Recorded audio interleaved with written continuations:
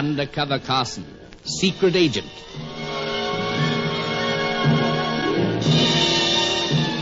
Operation Deathray, an assignment in Rio.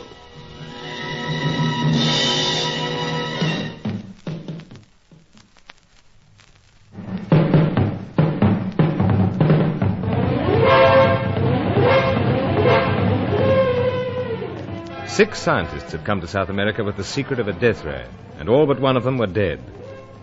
Charco still lived, and Charco now had full details of the weapon. As the Rio Carnival reached its climax, he had departed to some distant hideout. It seemed we had little chance of discovering the whereabouts of this hideout, let alone the secret of the ray, until the American flyer Herman Nagel returned to the scene once again. He was prepared to help us, but at a price, a high price. But Sir Giles didn't hesitate to accept. And so we decided to return to the city at once to gather the necessary American dollars. But as we were passing through a warehouse to reach the car, a former school chum of mine barred the way. Roger Deauville had a gun in each hand and no kindly expression on his face. As I was saying, gentlemen, Charco tricked me. I've no chance now of getting anything on the ray, but I'm not letting anyone else get anything. What gives you the notion that Sir Giles and myself might glean anything? Yes, indeed. What? You've come to some arrangements with friend Nagel, haven't you? But Nagel's in business. What's to stop you making a deal with him yourself? Don't worry, Carson. I've tried. Nagel won't have me on. Oh, that was bad luck. You know, you're the one who should be complaining about bad luck, Carson. You and Sir Giles. Then you're really serious about rubbing us out, as you so romantically described it. I am. But what's to be gained? You're planning to leave the country and all your interests here. How do you know that? Because, old chap, we happen to know that you're aiming to raise the getaway money by selling out all the chattels and so forth in an antique business. How do you know this, Carson? Oh, little bird told me. That's it, old fellow. We are both bird-watching cranks, you know. The hobby often pays off. Or could it be that the pair of you were responsible for a certain person disappearing? Really, Deauville, we don't follow. I'm referring to the owner of that antique shop, Helena Jansen. Oh, your sister, you mean? So you know she's my sister, eh? So, the little bird again. Or has my dear sister gone running into your arms at last? Oh, she's always welcome, old chap. Carson, never mind about trying to be smart. Even back in our school days, you were a little too smug and sure of yourself. But Helena going over to you is the last straw. Nothing will stop me now. Deauville, perhaps we might come to terms. Sir Giles, what? Allow me, Carson.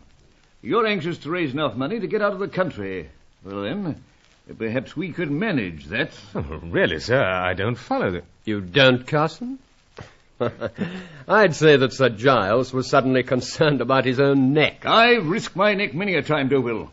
It's simply that I fail to see how your personal predicament calls for cold-blooded slaughter. You don't, eh? So if it's money you want... I'll raise what money I want in what manner I choose. I'm not risking any further interference by Carson or yourself. So this is a final... Oh, what the devil... Young Manchado, oh. He's thrown a knife. A final... Goodbye. Watch out, Carson. Miss. He's falling. And drop the guns. Grab them, sir. Yes. I'll put the fella gently to the floor. Like so. Oh. You asked for this, old chap.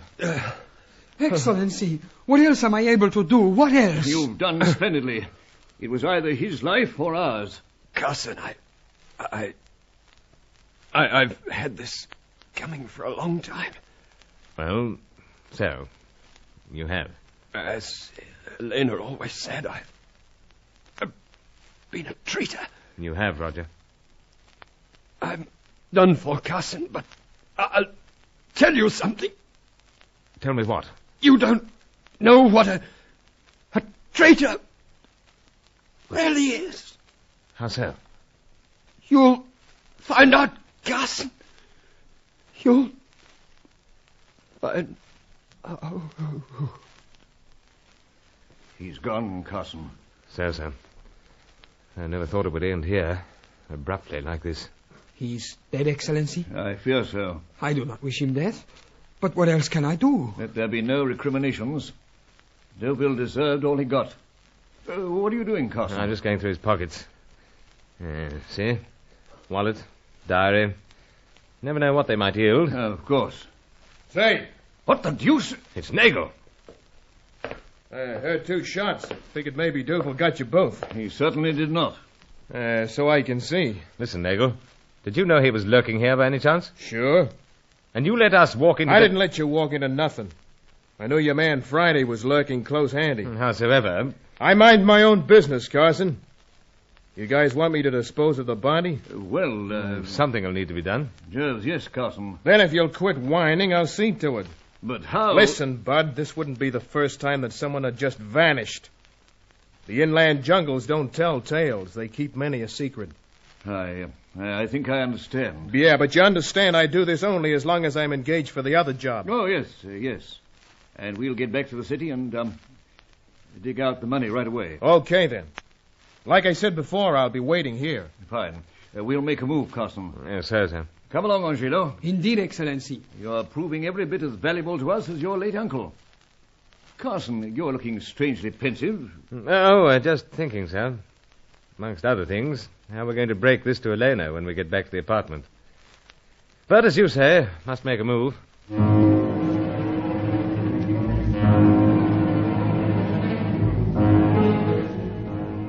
Young Angelo couldn't drive, so I took the wheel of the Rolls.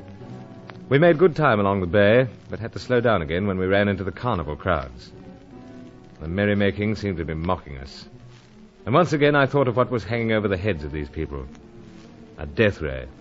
A weapon that had long been the dream of twisted minds. A weapon capable of shattering peace. A weapon that was perhaps already in working order. But breaking the news to Elena became the immediate problem as we entered the apartment. However, we were in for a surprise. Miss Jensen? Miss Jensen? It's no use, Sir Giles. She's not here. This alarms me greatly, Carson. Why should she have gone? She assured us she'd be waiting here. No idea, sir. Hasn't the young woman any regard for her own safety? She'll be running into trouble. I can't understand it, sir. I don't like to say it, Carson, but I've a feeling that she's gone. Really gone. Carson, unless Nagel takes off within the hour, you'll be here for the night. Oh, but, sir, we've no idea precisely how far or how long it takes to reach Charco's hideout. Yes, that's so. But I'd be very much happier if you could get out of town and on your way immediately. There's always the danger that someone or something may obstruct you here. Well, let's see the time. You've already given Miss Jensen a little over an hour. Another few minutes, sir. Whatever you say, Carson. Please don't get the impression that I'm trying to chase you off. Oh, perish the thought. But Nagel's a contrary fellow. He may change his mind. I don't think so, sir. Always sticks to his end of a bargain. Some bargain. $5,000. It'll be worth every cent if we can find out Charco's whereabouts. Let's hope so. I really think that I should be going along with Angelo and yourself. No, nonsense, sir. Someone's got to hold the fort this end. Well, I suppose so. But there's something been worrying me. I knew it. You've been sitting there with your forehead a mass of furrows. What is it? Deauville. What he said just before he passed on. What was that, Carson? Well, at least he had the decency to admit that he'd been a traitor to his country. He did? But he said something about me not knowing what a traitor really was. And that I'd find out. Did he? Well, you must remember, sir. Oh, I do recall him mumbling something. I thought it was drivel. His mind going, you know. He seemed dead serious about it. What a traitor really was, that you'd find out. So? I wonder, did he mean his sister? That might explain why she's not here. Of course, that's it. No, it's not, sir. But, old fella... I didn't seem to apply to Elena. No? Carson, I think it makes sense this time. Then what, sir? It would account for his silence.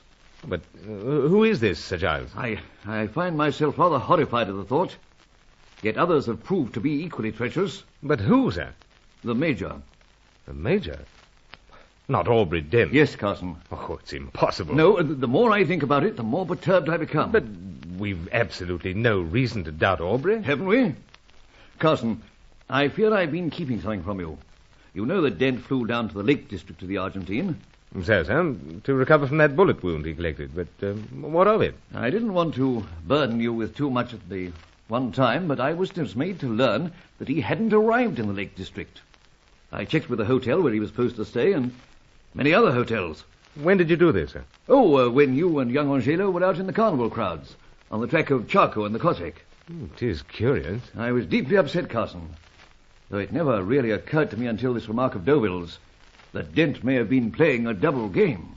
Yet he's a highly regarded operator. Oh, indeed. But I've already mentioned, others in his position have succumbed to the lures of the opposition. No, I can't resign myself to it, Sir Giles. But neither of us knew him particularly well. Granted. Anyway, I'll do what I can to trace him. It doesn't look as if Miss Jensen's coming back to us. Doesn't, I fear. So I think you better rejoin Nagel and be on your way. Though, do take care of yourself, old fellow. You're going towards the very heart of the darkness.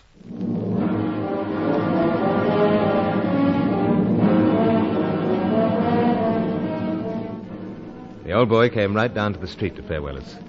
He was highly agitated, anxious that we shouldn't miss out on Nagel, doubting Helena, shaken at the thought that Aubrey Dent may have been playing a double game. We took a taxi back through the carnival crowds, then down to the bay. Herman Nagel was standing by. The late Roger Deauville was on board the plane that rode at the mooring some 50 yards out. A miserable end for a man, yet fitting to the life he'd led. In a shed near the end of the jetty, I handed over the $5,000. Right, Carson. I won't bother counting them. I'll just split them in half. Yeah, that ought to be around about 2,500. And what's all this in aid of, Nagel? I'm leaving half here, Carson, just so as you'll understand that I'm on the level. Half goes into this locker. Well, please yourself. But I'm prepared to take a risk. The only risk you take is having my plane cut out over mountain and jungle, or getting mixed up with this charcoal guy. Well, here it goes. All locked up. The last place anyone would go looking for $2,500. Yeah, but before we roll out, you seen this newspaper? I haven't had much time to... You read the lingo. Take a glance at the headline. 2 airliners missing, same area. Vanished without trace. Yep, and it's in much the same area that we're hidden. What are you getting at, Nagel? I was just wondering whether both them planes might have fallen foul of a Deathray.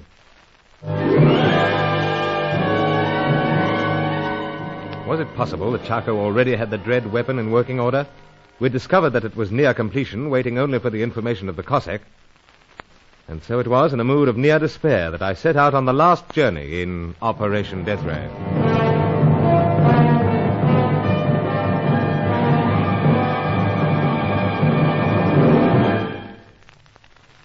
Undercover Carson is written by Michael Noonan and produced by Reginald Goldsworthy for Macquarie Broadcasting Service. Join Lost in Brazil tomorrow for the next episode of Undercover Carson. Also visit our channel rumble.com/c/Lost in Brazil for more episodes like this, and visit rumble.com/c/GAR for more radio programs like this.